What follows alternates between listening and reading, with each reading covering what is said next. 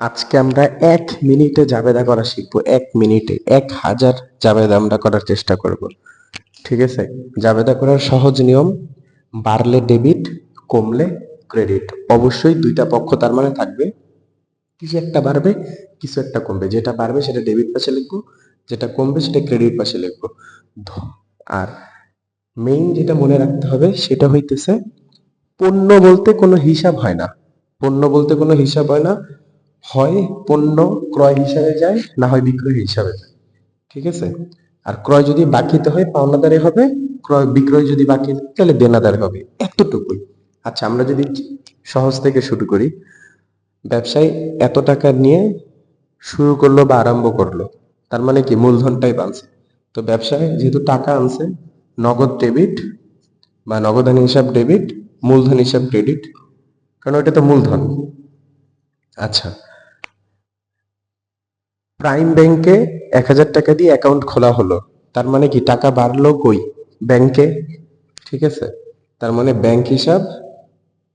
আর হইতেছে টাকা কমছে কি? নগদান। কারণ হইতেছে আপনার নগদ থেকে টাকা কমছে।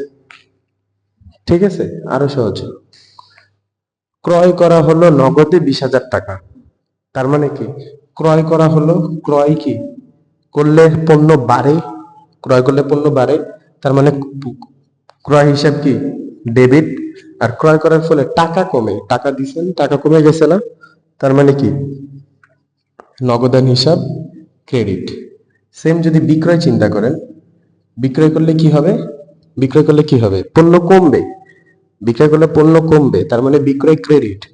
আর বিক্রয় করলে যদি নগদে করেন, নগদান হিসাব বাড়বে, নগদান ডেবিট, তার মানে বিক্রয় কি ক্রেডিট। ঠিক আছে? সহজ কথা একদম। মানে এর চেয়ে সহজভাবে বোঝানো পৃথিবীতে সম্ভব না।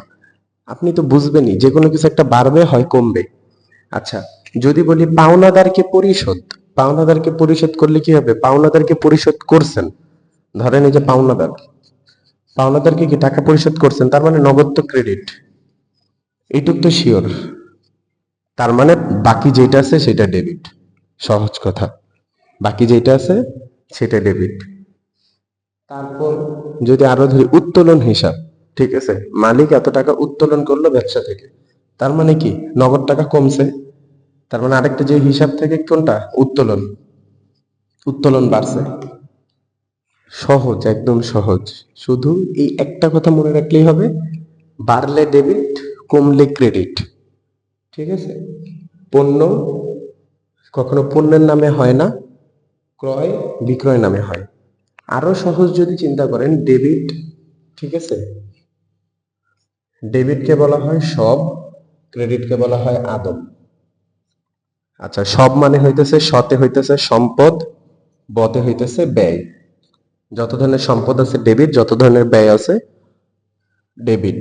আর আদম বলতে বোঝায়, আতে হইতেছে আয়, দাতে হইতেছে দায়, মতে হইতেছে মূলধন, এগুলো হইতেছে ক্রেডিট। এই যে যেখানে মূলধন করলাম না, এটা হইতেছে ক্রেডিট।